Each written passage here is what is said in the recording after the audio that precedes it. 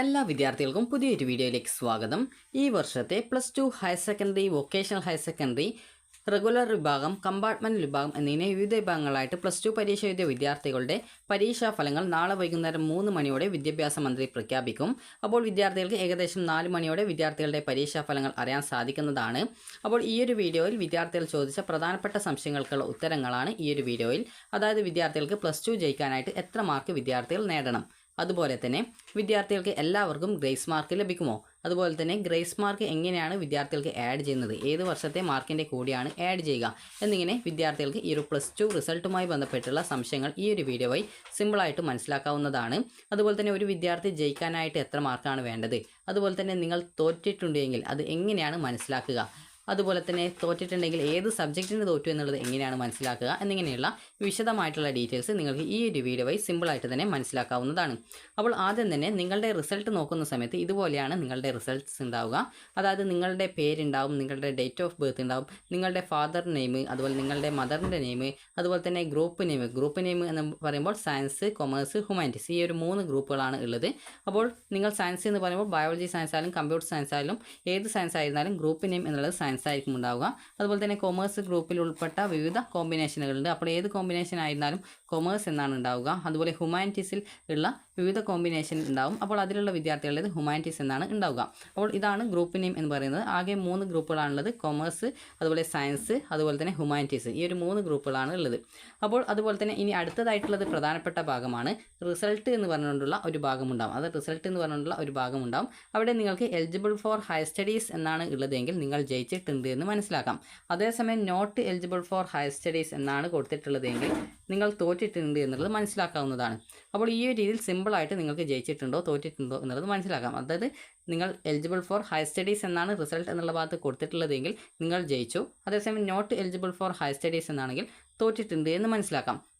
അതുപോലെ തന്നെ വിദ്യാർത്ഥികൾക്ക് ഗ്രേസ് മാർക്ക് ലഭിച്ചിട്ടുണ്ടോ എന്ന് അറിയണമെങ്കിൽ ഇവിടെ ഗ്രേസ് എന്ന് പറഞ്ഞുകൊണ്ട് കൊടുത്തിട്ടുണ്ടാകും. അപ്പോൾ അവിടെ നിങ്ങൾക്ക് ഇവിടെ ഗ്രേസ് മാർക്ക് അവാർഡ് എന്ന് പറഞ്ഞുകൊണ്ട് ഇവിടെ എഴുതിയിട്ടുണ്ടെങ്കിൽ നിങ്ങൾക്ക് ഗ്രേസ് മാർക്ക് കിട്ടിയിട്ടുണ്ട് എന്ന് മനസ്സിലാക്കാം. അതേസമയം അവിടെ പ്രത്യേകിച്ച് ഒന്നും കൊടുത്തിട്ടില്ല എങ്കിൽ നിങ്ങൾക്ക് ഗ്രേസ് മാർക്ക് ഇല്ല എന്ന് മനസ്സിലാക്കാവുന്നതാണ്. ചില സമയത്ത് not grace mark not award എന്ന് കൊടുത്തിട്ടുണ്ടാകും. അതായത് ഗ്രേസ് മാർക്ക് കൊടുത്തിട്ടില്ല എന്ന് ഉണ്ടാവും. അത് നിങ്ങളുടെ റിസൾട്ട് നോക്കിയാൽ തന്നെ നിങ്ങൾക്ക് സിമ്പിളായിട്ട് തന്നെ ഗ്രേസ് മാർക്ക് ഉണ്ടോ ഇല്ലയോ എന്നത് മനസ്സിലാക്കാവുന്നതാണ്. കാരണം നിങ്ങളുടെ റിസൾട്ടിൽ ഈ ഒരു രീതിയിലാണ് കൊടുത്തിട്ടുണ്ടാവുക. അതായത് ഫസ്റ്റ് ഇയർ, അതുപോലെ സെക്കൻഡ് ഇയർ, അതുപോലെ ഗ്രാൻഡ് ടോട്ടൽ, അതുപോലെ തന്നെ ഗ്രേഡ് ഒബ്റ്റൈൻഡ്. അതായത് ടോട്ടൽ 2 വർഷത്തെ ആകെ മാർക്ക് കൂട്ടുമ്പോൾ ഓരോ വിഷയത്തിനും എത്ര വീതം ഗ്രേഡാണ് കിട്ടിയിട്ടുള്ളത് എന്നുള്ളത് കൊടുത്തിട്ടുണ്ടാവും. അപ്പോൾ ഇവിടെ ഫസ്റ്റ് ഇയർ, സെക്കൻഡ് ഇയർ എന്നുള്ള ഭാഗത്ത് നിങ്ങളിപ്പോൾ സെക്കൻഡ് ഇയറിൻ്റെ റിസൾട്ടാണ് വരുന്നത് എന്നുള്ളത് കൊണ്ട് തന്നെ സെക്കൻഡ് ഇയറിൻ്റെ റിസൾട്ടിൻ്റെ ഭാഗത്ത്, അതായത് ആ ഒരു കോളത്തിൽ ഇതുപോലെ CE, അതുപോലെ തന്നെ PE, അതുപോലെ TE, അതുപോലെ തന്നെ GM, അതുപോലെ തന്നെ ടോട്ടൽ എന്ന് പറഞ്ഞുകൊണ്ട് കൊടുത്തിട്ടുണ്ടാവും. ഇതിൽ നിങ്ങൾ നോക്കേണ്ടത് GM എന്നുള്ള ഭാഗത്ത്, അതായത് ഇവിടെ GM എന്നുള്ളത് ഗ്രേസ് മാർക്ക് എന്നാണ്. അപ്പോൾ ഇവിടെ ഏതെങ്കിലും സബ്ജക്റ്റുകൾക്ക് എത്രയെങ്കിലും മാർക്ക് കൊടുത്തിട്ടുണ്ടെങ്കിൽ അതിന് ഗ്രേസ് മാർക്ക് ലഭിച്ചിട്ടുണ്ട് എന്ന് മനസ്സിലാക്കാം. സിമ്പിളായിട്ട് നിങ്ങൾക്ക് ഗ്രേസ് മാർക്ക് ഉണ്ടോ ഇല്ലയോ എന്നുള്ളത് മനസ്സിലാക്കാൻ പറ്റുന്നത് മുകളിലായിട്ടുള്ള ഗ്രേസ് എന്നുള്ള ഭാഗത്ത് ഇവിടെ ഗ്രേസ് മാർക്ക് അവാർഡഡ് എന്ന് പറഞ്ഞുകൊണ്ട് കൊടുത്തിട്ടുണ്ടെങ്കിൽ ഗ്രേസ് മാർക്ക് കിട്ടി എന്നുള്ളത് മനസ്സിലാക്കാവുന്നതാണ്.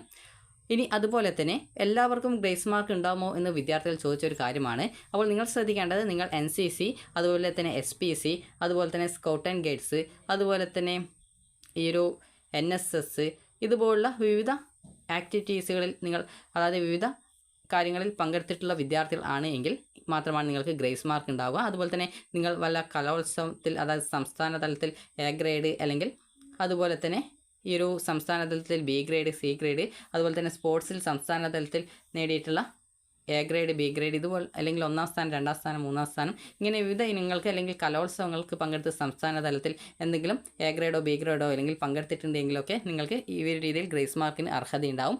അല്ലാതെ എല്ലാവർക്കും ഈ ഒരു ഗ്രേസ് മാർക്ക് ഉണ്ടായിരിക്കുന്നതല്ല എന്നാൽ നിങ്ങൾ ശ്രദ്ധിക്കുക. അതുകൊണ്ട് തന്നെ എല്ലാവർക്കും ഈ ഒരു ഗ്രേസ് മാർക്ക് ഇല്ലാത്തത് കൊണ്ട് തന്നെ വിദ്യാർത്ഥികളുടെ പരീക്ഷയിൽ ലഭിച്ച മാർക്കായിരിക്കും ഏറ്റവും കൂടുതൽ വിദ്യാർത്ഥികൾക്ക് ജയിക്കാനായിട്ട് ഹെൽപ്പ് ചെയ്യുന്നുണ്ടാവുക. അപ്പോൾ നിങ്ങൾക്ക് ഈ ഒരു റിസൾട്ട് നോക്കിയിട്ട് എങ്ങനെ ജയിച്ചിട്ടുണ്ടോ ഇല്ലയോ എന്നുള്ളത് സിമ്പിളായിട്ട് മനസ്സിലാക്കാമെന്ന് പറഞ്ഞിട്ടുണ്ടായിരുന്നു. അതായത് റിസൾട്ട് നോക്കിക്കഴിഞ്ഞാൽ നിങ്ങൾക്ക് എലിജിബിൾ ഫോർ ഹയർ സ്റ്റഡീസ് എന്നാണെങ്കിൽ ജയിച്ചിട്ടുണ്ട്, അതേസമയം not eligible for higher studies എന്നാണെങ്കിൽ തോറ്റിട്ടുണ്ട് എന്ന് മനസ്സിലാക്കാം. ഗ്രേസ് മാർക്കിൻ്റെ കാര്യത്തിൽ ഇവിടെ ഗ്രേസ് മാർക്ക് അവാർഡഡ് എന്നാണെങ്കിൽ ഗ്രേസ് മാർക്ക് കിട്ടിയിട്ടുണ്ട്. പ്രത്യേകിച്ച് അവിടെ ഒന്നും രേഖപ്പെടുത്തിയിട്ടില്ലെങ്കിൽ പ്രത്യേകിച്ച് ഗ്രേസ് മാർക്കൊന്നും കിട്ടിയിട്ടില്ല എന്നുള്ളത് നിങ്ങൾക്ക് മനസ്സിലാക്കാം.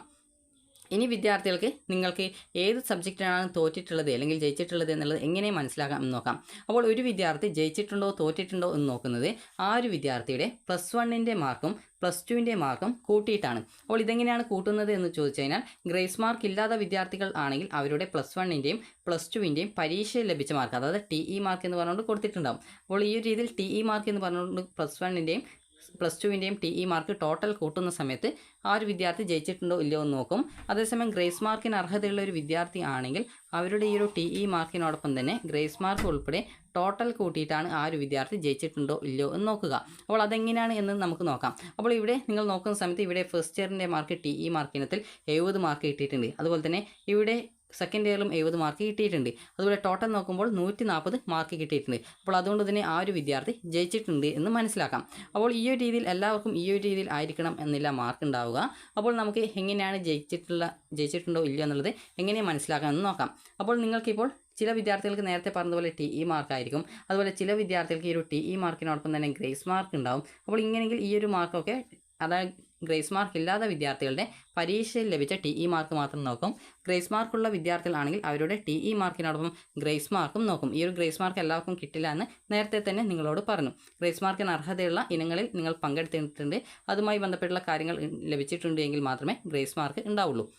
അപ്പോൾ ഈ ഒരു TE മാർക്കും അതുപോലെ ചില വിദ്യാർത്ഥികൾക്ക് TE മാർക്കിനോടൊപ്പം ഗ്രേസ് മാർക്ക് ഉൾപ്പെടെയാണ് ജയിക്കാനുള്ള മാർക്ക് എന്നുള്ളത് പറഞ്ഞു. അപ്പോൾ ഇനി എത്ര മാർക്കാണ് നേടേണ്ടത് എന്ന് ചോദിച്ചു കഴിഞ്ഞാൽ 60 മാർക്കിൻ്റെ സബ്ജക്റ്റ് ആണെങ്കിൽ അതിൽ നിങ്ങൾക്ക് അറിയാം 60 മാർക്കിൽ 2 വർഷം കൂട്ടുന്ന സമയത്ത് 120 മാർക്ക് വരിക. അത് first year 60, second year 60, total കൂട്ടുമ്പോൾ 120 മാർക്ക്. അപ്പോൾ 120 മാർക്കിൽ നിങ്ങൾക്ക് ജയിക്കാനായിട്ട് ആവശ്യമായിട്ടുള്ളത് 36 മാർക്കാണ് ആവശ്യമായിട്ടുള്ളത്. അതുപോലെ തന്നെ ഈ ഒരു 80 മാർക്കിൻ്റെ സബ്ജക്റ്റ് ആണെങ്കിൽ 2 വർഷത്തെ മാർക്ക്, അതായത് 80 കൂട്ടുന്ന സമയത്ത് +1ൽ 80 മാർക്ക്, +2ന് 80 മാർക്ക്, അങ്ങനെ ടോട്ടൽ 160 മാർക്കാണ് വരിക. അങ്ങനെ ടോട്ടൽ നോക്കുമ്പോൾ അതിൽ 48 മാർക്കാണ് ഉണ്ടാവുക. അപ്പോൾ 48 മാർക്കാണ് ജയിക്കാനായിട്ട് വേണ്ടത്. അപ്പോൾ നിങ്ങളുടെ 2 വർഷത്തെ TE മാർക്ക് കൂട്ടുക. അതുപോലെ ഗ്രേസ് മാർക്ക് ഉള്ളവർ 2 വർഷത്തെ TE മാർക്കും ഗ്രേസ് മാർക്കും കൂട്ടുക.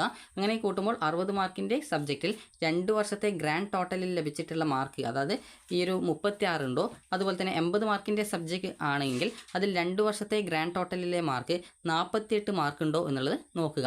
അപ്പോൾ ഇങ്ങനെ ഉണ്ടെങ്കിൽ നിങ്ങൾ ജയിച്ചിട്ടുണ്ട് എന്ന് മനസ്സിലാക്കാം. അതേസമയം ഈ ഒരു മാർക്കിൽ കുറവാണെങ്കിൽ, അതായത് ഈ ഒരു ഗ്രാൻഡ് ടോട്ടൽ നോക്കുന്ന സമയത്ത് ഈ ഒരു മാർക്കിൽ കുറവാണ് കാണുന്നതെങ്കിൽ വിദ്യാർത്ഥികൾ ആ ഒരു സബ്ജക്റ്റ് തോറ്റതായിട്ട് മനസ്സിലാക്കാം. അപ്പോൾ ഈ ഒരു രീതിയിൽ നിങ്ങൾക്ക് ഏത് സബ്ജക്റ്റിനാണോ നിങ്ങൾ തോറ്റിട്ടുള്ളത് എന്നുള്ളത് കൃത്യമായിട്ട് മനസ്സിലാക്കാവുന്നതാണ്. അപ്പോൾ ഒരു തവണ കൂടി പറയാം, അതായത് നിങ്ങൾക്ക് പരീക്ഷയിൽ ഗ്രേസ് മാർക്ക് ഇല്ലാത്തൊരു വിദ്യാർത്ഥിയാണെങ്കിൽ അവർക്ക് പരീക്ഷയിൽ ലഭിച്ച TE മാർക്കിൻ്റെ ഗ്രാൻഡ് ടോട്ടൽ നോക്കുക.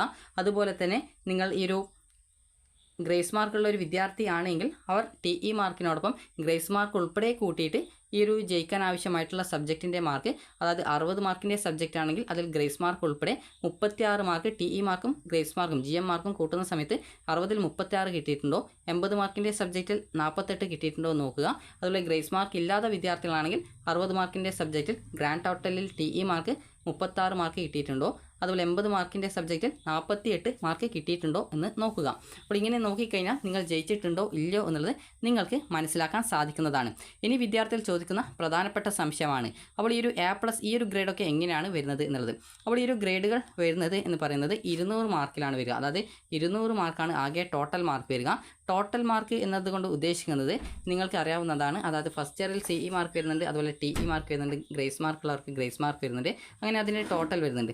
അതുപോലെ തന്നെ സെക്കൻഡ് ഇയറിലും ഇതേ രീതിയിൽ CE മാർക്കുണ്ട്, പ്രാക്ടിക്കലുള്ള സബ്ജക്റ്റിൻ്റേത് ആ ഒരു പ്രാക്ടിക്കൽ മാർക്ക് ഉണ്ടാകും. അതുപോലെ തന്നെ പരീക്ഷയിൽ ലഭിച്ച മാർക്ക് TE മാർക്ക് എന്നുള്ള രീതിയിൽ രേഖപ്പെടുത്തിയിട്ടുണ്ടാകും. ഗ്രേസ് മാർക്കുള്ളവർക്ക് ഗ്രേസ് മാർക്കും രേഖപ്പെടുത്തിയിട്ടുണ്ടാകും. അപ്പോൾ ഈ രീതിയിൽ ആ ഒരു ടോട്ടൽ മാർക്കും ഉണ്ടാകും. അപ്പോൾ ഇങ്ങനെ നിങ്ങൾക്ക് ഈ ഒരു ഫസ്റ്റ് ഇയറിനും സെക്കൻഡ് ഇയറിനും ലഭിച്ചിട്ടുള്ള ആകെ മാർക്കിൻ്റെ ആ ഒരു ഗ്രാൻഡ് ടോട്ടൽ ഇവിടെ സെപ്പറേറ്റ് ആയിട്ട് നിങ്ങളുടെ റിസൾട്ടിൽ രേഖപ്പെടുത്തിയിട്ടുണ്ടാകും. അതിൽ നിങ്ങൾക്ക് CE മാർക്ക് എത്രയാണ് 2 വർഷം കൂടി കിട്ടിയത്, പ്രാക്ടിക്കലുള്ള സബ്ജക്റ്റ് ആണെങ്കിൽ അതിന് പ്രാക്ടിക്കലിന് എത്ര മാർക്കാണ് ടോട്ടൽ കിട്ടിയിട്ടുള്ളത്, അതുപോലെ തന്നെ ഈ ഒരു TE മാർക്ക് പ്രാക്ടിക്കൽ +2ൽ മാത്രമേ ഉണ്ടാവുള്ളൂ. അതുപോലെ തന്നെ ഇവിടെ TE മാർക്ക്, അത് പരീക്ഷയിൽ നിങ്ങൾക്ക് എത്ര മാർക്ക് 2 വർഷം കൂടി കിട്ടിയിട്ടുണ്ട്, ഗ്രേസ് മാർക്കുള്ള വിദ്യാർത്ഥികൾക്ക് ഗ്രേസ് മാർക്ക് എത്ര മാർക്ക് 2 വർഷം കൂടി കിട്ടിയിട്ടുണ്ട്, അങ്ങനെ ആ ഒരു ടോട്ടലായിട്ട് കൂട്ടിയിട്ടുള്ളതിൻ്റെ ടോട്ടൽ മാർക്ക് ഓരോ സബ്ജക്റ്റിനും 200ൽ എത്ര മാർക്കാണ് കിട്ടിയിട്ടുള്ളതെന്ന് കൃത്യമായിട്ട് രേഖപ്പെടുത്തിയിട്ടുണ്ടാവും. അപ്പോൾ 200ൽ നിങ്ങൾക്ക് 180 മുതൽ 200 വരെ മാർക്ക് കിട്ടുകയാണെങ്കിൽ അത് നിങ്ങൾക്ക് A+ ഗ്രേഡ് ആയിരിക്കും. ഇനി അതേസമയം നിങ്ങൾക്ക് അപ്പോൾ നിങ്ങളുടെ ഗ്രേഡ് രേഖപ്പെടുത്തുന്നത് ഈ ഒരു രീതിയിലാണ്. അതായത് 180 മാർക്ക് മുതൽ 200 വരെ മാർക്കിനിടയിൽ നിങ്ങൾക്ക് ടോട്ടലായിട്ട്, അതായത് ആകെ നിങ്ങൾക്ക് പ്ലസ് ടുവിന് ലഭിച്ച ഒരു സബ്ജക്റ്റിൻ്റെ മാർക്കിൻ്റേത് 200-ൽ 150 മുതൽ 200 വരെ കിട്ടിയാൽ A+ ആണ്. 160 മുതൽ 179 വരെ A ഗ്രേഡ് ആണ്. 140 മുതൽ 159 വരെ B+ ആണ്. അതുപോലെ 120 മുതൽ 139 വരെ B ഗ്രേഡ് ആണ്. അതുപോലെ C+ കിട്ടണമെങ്കിൽ 100 മുതൽ 119 വരെ കിട്ടിയാൽ C+ കിട്ടും. അതുപോലെ 80 മുതൽ 99 വരെ മാർക്ക് കിട്ടിയാൽ C ഗ്രേഡ് കിട്ടും. 60 മുതൽ 79 വരെ കിട്ടിയാൽ D+ കിട്ടും. അതുപോലെ തന്നെ 40 മുതൽ 59 വരെ മാർക്ക് കിട്ടിയാൽ D ഗ്രേഡ് കിട്ടും. അതുപോലെ തന്നെ 40 മാർക്കിനും താഴെ കിട്ടിയാൽ E ഗ്രേഡ് കിട്ടും. അപ്പോൾ ഇതിൽ നിങ്ങൾക്ക് C+, Cയോ D+ കിട്ടുകയാണെങ്കിൽ തന്നെ പല വിദ്യാർത്ഥികളും ആ ഒരു ഗ്രേഡ് ജയിച്ചതായിട്ടാണ് മനസ്സിലാക്കുക. എന്നാൽ നിങ്ങൾ ശ്രദ്ധിക്കേണ്ട പ്രധാനപ്പെട്ട കാര്യം എന്ന് പറയുന്നത് നിങ്ങളുടെ ഗ്രേഡ് നോക്കിയിട്ടല്ല നിങ്ങൾ ജയിച്ചിട്ടുണ്ടോ ഇല്ലയോ എന്നുള്ളത് മനസ്സിലാക്കേണ്ടത്. നിങ്ങൾ TE മാർക്ക് മാത്രം നോക്കിയിട്ട്, അതായത് 2 വർഷത്തെ ഗ്രാൻഡ് ടോട്ടലിൽ ഉള്ള TE മാർക്ക് എത്രയാണോ കിട്ടിയിട്ടുള്ളത് എന്നുള്ളത് നോക്കുക. അതുപോലെ തന്നെ നിങ്ങൾ ഈ ഒരു ഗ്രേസ് മാർക്കിന് അർഹതയുള്ള വിദ്യാർത്ഥികളാണെങ്കിൽ TE മാർക്കും അതിനോടൊപ്പം ഗ്രേസ് മാർക്കും ഉൾപ്പെടെയുള്ള മാർക്ക് നോക്കുക. ഇങ്ങനെ ഈ ഒരു നിങ്ങൾക്ക് ലഭിച്ചിട്ടുള്ള മാർക്ക് എത്രയാണോ, അപ്പോൾ 60-ൽ നിങ്ങൾക്ക് 2 വർഷം കൂടി 36 കിട്ടിയിട്ടുണ്ടോ, അതുപോലെ തന്നെ 80 മാർക്കിൻ്റെ സബ്ജക്റ്റ് ആണെങ്കിൽ 2 വർഷത്തെ ഗ്രാൻഡ് ടോട്ടലിൽ 48 മാർക്ക് കിട്ടിയിട്ടുണ്ടോ എന്നുള്ളത് നോക്കുക. അപ്പോൾ ഈ ഒരു മാർക്ക് നിങ്ങൾക്ക് കിട്ടിയിട്ടുണ്ടെങ്കിൽ മാത്രമാണ് നിങ്ങൾ ജയിക്കുകയുള്ളൂ. കാരണം പല വിദ്യാർത്ഥികളും ചിലപ്പോൾ ഗ്രേഡ് C+, Cയോ D+ ഒക്കെ കിട്ടിയിട്ട് ചില വിദ്യാർത്ഥികൾ ചിലപ്പോൾ D ഗ്രേഡുള്ള സബ്ജക്റ്റ് ആയിരിക്കും സേ പരീക്ഷ എഴുതുക. അങ്ങനെ സേ പരീക്ഷ എഴുതി ജയിച്ചു കഴിഞ്ഞാലും വിദ്യാർത്ഥികളുടെ റിസൾട്ടിൽ അപ്പോൾ വിദ്യാർത്ഥികൾക്ക് ചിലപ്പോൾ ഈ ഒരു C+, C ഗ്രേഡോ D+ ഒക്കെ ആയിരിക്കും കിട്ടിയിട്ടുണ്ടാവുക. എന്നാൽ റിസൾട്ട് വരുന്ന സമയത്ത് you are not eligible for higher studies എന്നൊക്കെ ആയിരിക്കും ഉണ്ടായിരിക്കുക. അപ്പോൾ കഴിഞ്ഞ വർഷം ഒരു വിദ്യാർത്ഥി ഈ ഒരു രീതിയിൽ D ഗ്രേഡ് കിട്ടുകയും എന്നാൽ ആ ഒരു വിദ്യാർത്ഥി സേ പരീക്ഷ എഴുതി ജയിക്കുകയും ചെയ്തിട്ടുണ്ടായിരുന്നു. എന്നാൽ റിസൾട്ട് വന്ന സമയത്ത് വിദ്യാർത്ഥിയുടെ റിസൾട്ടിൽ not eligible for higher studies എന്നാണ് കൊടുത്തിട്ടുണ്ടായിരുന്നത്. അപ്പോൾ അത് എന്തുകൊണ്ടാണ് എന്നുള്ള കാര്യം ചെക്ക് ചെയ്ത സമയത്താണ് മനസ്സിലായിട്ടുണ്ടായിരുന്നത് ആ ഒരു വിദ്യാർത്ഥിക്ക് ഒരു സബ്ജക്റ്റിന് ലഭിച്ചിട്ടുണ്ടായിരുന്ന മാർക്ക് എന്ന് പറയുന്നത് Cയോ D+ എങ്ങാനുമായിരുന്നു. അപ്പോൾ എന്നാൽ ആ ഒരു വിദ്യാർത്ഥി ആ ഒരു Cയോ D+ കിട്ടിയതുകൊണ്ട് ജയിച്ചു എന്നാണ് വിചാരിച്ചിട്ടുണ്ടായിരുന്നത്. എന്നാൽ ആ ഒരു വിദ്യാർത്ഥിയുടെ ആ ഒരു മാർക്കിൻ്റെ, അതായത് ആ ഒരു സബ്ജക്റ്റിൻ്റെ TE മാർക്ക് നോക്കിയ സമയത്താണ് മനസ്സിലായിട്ടുണ്ടായിരുന്നത് ആ ഒരു വിദ്യാർത്ഥിക്ക് ജയിക്കാൻ ആവശ്യമായിട്ടുള്ള, അതായത് ഈ ഒരു TE മാർക്ക് ലഭിച്ചിട്ടുണ്ടായിരുന്നില്ല എന്നുള്ളത്. കാരണം ആ ഒരു വിദ്യാർത്ഥിക്ക് ഗ്രേസ് മാർക്ക് ഇല്ലാത്തത് കൊണ്ട് തന്നെ TE മാർക്കിൽ തന്നെ ജയിക്കാൻ ആവശ്യമായിട്ടുള്ള മാർക്ക് നേടേണ്ടതായിട്ടുണ്ടായിരുന്നു. അപ്പോൾ അതുകൊണ്ട് തന്നെ ഏകദേശം 1-2 മാർക്കിൻ്റെ വ്യത്യാസത്തിൽ മാത്രമായിരുന്നു ആ ഒരു വിദ്യാർത്ഥി തോറ്റിട്ടുണ്ടായിരുന്നത്. അപ്പോൾ അതുകൊണ്ട് തന്നെ ആ ഒരു വിദ്യാർത്ഥി പിന്നീട് ഈ ഒരു പ്ലസ് ടുവിൻ്റെ, അതായത് ഇപ്പോൾ നടന്നിട്ടുണ്ടായിരുന്ന പരീക്ഷ എഴുതിയിട്ടുണ്ടായിരുന്നു എന്നാണ് കരുതുന്നത്. അപ്പോൾ അങ്ങനെ ഈ ഒരു രീതിയിൽ നിങ്ങൾ ശ്രദ്ധിക്കേണ്ട കാര്യം എന്ന് പറയുന്നത് ചിലപ്പോൾ നിങ്ങൾക്ക് C+ അല്ലെങ്കിൽ C ഗ്രേഡോ അല്ലെങ്കിൽ D+ ഒക്കെ ആയിരിക്കും കിട്ടിയിട്ടുണ്ടാവുക. എന്നാൽ നിങ്ങൾക്ക് നോക്കുന്ന സമയത്ത് നിങ്ങൾ വിചാരിച്ചിട്ടുണ്ടാകും ജയിച്ചിട്ടുണ്ട് എന്ന് വിചാരിക്കും. ചിലപ്പോൾ D ഗ്രേഡ് കിട്ടിയ ഏതെങ്കിലും സബ്ജക്റ്റിന് ആയിരിക്കും തോറ്റിട്ടുണ്ടാവുക എന്ന് വിചാരിച്ച് D കിട്ടിയ സബ്ജക്റ്റ് മാത്രമേ പരീക്ഷ എഴുതുകയുള്ളൂ. അപ്പോൾ നിങ്ങൾ ശ്രദ്ധിക്കേണ്ടത് നിങ്ങളുടെ പ്ലസ് ടുവിൻ്റെ റിസൾട്ടിൽ you are not eligible for higher studies എന്നാണ് കൊടുത്തിട്ടുള്ളത് എങ്കിൽ നിങ്ങൾക്ക് ഏതെങ്കിലും സബ്ജക്റ്റിന് C+, C ഗ്രേഡോ D+ ഒക്കെ ഉണ്ടെങ്കിൽ അതിന് ഏതെങ്കിലും സബ്ജക്റ്റിന് ഈ ഒരു TE മാർക്ക് 60 മാർക്കിൻ്റെ സബ്ജക്റ്റിൽ നിങ്ങൾക്ക് 36 മാർക്കോ അതല്ലെങ്കിൽ 80 മാർക്കിൻ്റെ സബ്ജക്റ്റിൽ 2 വർഷത്തെ ഗ്രാൻഡ് ടോട്ടൽ 48 മാർക്കോ ലഭിച്ചിട്ടുണ്ടോ എന്ന് നോക്കുക. നിങ്ങൾക്ക് ഗ്രേസ് മാർക്കിന് അർഹതയുള്ള വിദ്യാർത്ഥികളാണെങ്കിൽ ഗ്രാൻഡ് ടോട്ടലിലെ TE മാർക്കും ഗ്രേസ് മാർക്കും ടോട്ടൽ കൂട്ടിയിട്ട് നോക്കുക. ഇത് അതുപോലെ തന്നെ ഈ ഒരു ഗ്രേസ് മാർക്കിന് അർഹതയില്ലാത്ത വിദ്യാർത്ഥികളാണെങ്കിൽ, അതായത് ഗ്രേസ് മാർക്ക് ഇല്ലാത്ത വിദ്യാർത്ഥികളാണെങ്കിൽ TE മാർക്ക് മാത്രം നോക്കുക. ഈ ഒരു 60 മാർക്കിൻ്റെ സബ്ജക്റ്റിൽ ഗ്രാൻഡ് ടോട്ടലിൽ TE മാർക്ക് 36 ഉണ്ടോ, അതുപോലെ 80 മാർക്കിൻ്റെ സബ്ജക്റ്റിൽ 48 മാർക്കുണ്ടോ എന്നുള്ള കാര്യം നിങ്ങൾ കൃത്യമായിട്ട് പരിശോധിക്കുക. കാരണം ഈ ഒരു കാര്യം നിങ്ങൾ റിസൾട്ട് വന്ന ശേഷം അഥവാ not eligible for higher studies എന്നാണെങ്കിൽ നിങ്ങൾ കൃത്യമായിട്ട് പരിശോധിച്ച് ഉറപ്പുവരുത്തേണ്ടതാണ്. കാരണം അഥവാ സേ പരീക്ഷ എന്ന സമയത്ത് നിങ്ങൾക്ക് അങ്ങനെയെങ്കിൽ ആ ഒരു സബ്ജക്റ്റ് കൂടി പരീക്ഷ എഴുതി ജയിക്കാൻ സാധിക്കുന്നതായിരിക്കും. അതല്ലെങ്കിൽ റിസൾട്ട് വരുന്ന സമയത്ത് പിന്നീട് ആ ഒരു സേ പരീക്ഷ ചെയ്ത സബ്ജക്റ്റ് ജയിച്ച ശേഷം ഇതേ രീതിയിൽ കാണിക്കുന്ന സമയത്ത് നിങ്ങൾക്ക് എന്താണ് പ്രോബ്ലം എന്നുള്ളത് കൃത്യമായിട്ട് മനസ്സിലാക്കാൻ സാധിക്കാതെ വരുന്നത് കൊണ്ട് നിങ്ങൾ ആ ഒരു കാര്യങ്ങളൊക്കെ ഇപ്പോൾ തന്നെ, അതായത് റിസൾട്ട് വന്ന ശേഷം തന്നെ ശ്രദ്ധിക്കുക. അതുപോലെ തന്നെ വിദ്യാർത്ഥികൾ ഈ ഒരു ഏതെങ്കിലും സബ്ജക്റ്റ് തോറ്റു എന്ന് വിചാരിച്ച് ടെൻഷൻ അടിക്കേണ്ട ആവശ്യമൊന്നുമില്ല. നിങ്ങൾക്ക് ഈ ഒരു പ്ലസ് ടുവിൻ്റെ സേ പരീക്ഷ ചെയ്ത് ആ ഒരു സബ്ജക്റ്റ് ജയിക്കാവുന്നതാണ്. അപ്പോൾ അതുകൊണ്ട് തന്നെ എല്ലാ വിദ്യാർത്ഥികൾക്കും വിജയാശംസകൾ നേരുന്നു. അപ്പോൾ ഈ ഒരു വീഡിയോ നിങ്ങൾക്ക് ഉപകാരപ്രദമായിട്ടുണ്ടെങ്കിൽ ലൈക്ക് ചെയ്യുക, ഷെയർ ചെയ്യുക. Thank you for watching.